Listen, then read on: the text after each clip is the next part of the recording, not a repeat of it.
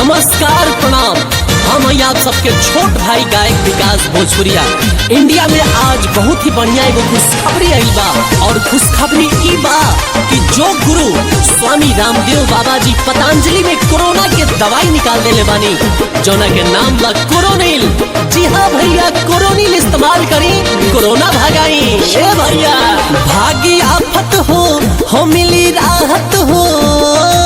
ए भाई, नया समाचार बा हो, भागी आफत हो मिली राहत हो। ऐसन काम कईनी बाबा हमर दिल या गइल। कोरोना के दवाई कोरोनिल या गइल, कोरोना के दवाई कोरोनिल या गइल। सुन के बतिया चेहरा पे स्माइल आ गइल, सुनी बतिया चेहरा पे स्माइल आ गइल। कोरोना के दवाई कोरोनिल आ गइल, कोरोना के दवाई कोरोनिल आ गइल। स्नेही रिकॉर्डिंग स्टूडियो सिवान।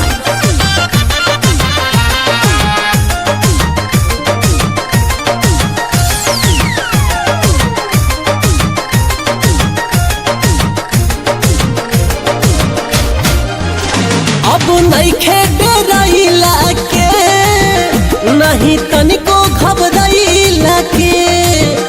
कोरोनिल इस्तेमाल करके बा कोरोना भगैला के। जय हो बाबा हो। अब नइखे डराइला के, नहीं तनिको घबराइला के। कोरोनिल इस्तेमाल करके बा कोरोना भगैला के। इंडिया जीतल बा, इंडिया जीती हो। पतंजलि के तोहफा के फाइल आ गइल। कोरोना के दवाई कोरोनिल आ गइल, कोरोना के दवाई कोरोनिल आ गइल। ऐसन काम कईनी बाबा हमर दिल आ गइल। सुनी बतिया चेहरा पे स्माइल आ गइल।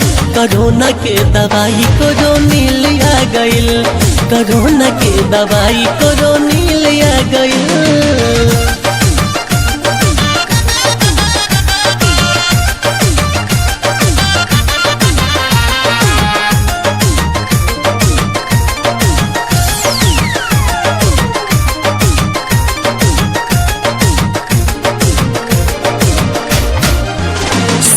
बतिया रे चिना बहारे, कहीं हम समझाई रे। अब बन गइल दवाई रे, अब कोरोना भाग जाई रे। हाँ, इंडिया से गो।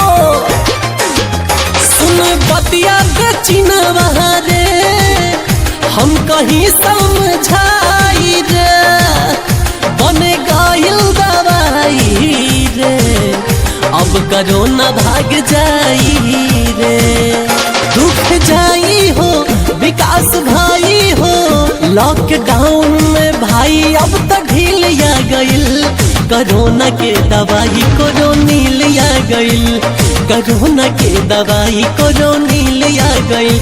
ऐसन काम कईनी बाबा हमर दिल आ गइल। सुनी बतिया चेहरा पे स्माइल आ गइल। कोरोना के दवाई कोरोनिल आ गइल, कोरोना के दवाई कोरोनिल आ गइल।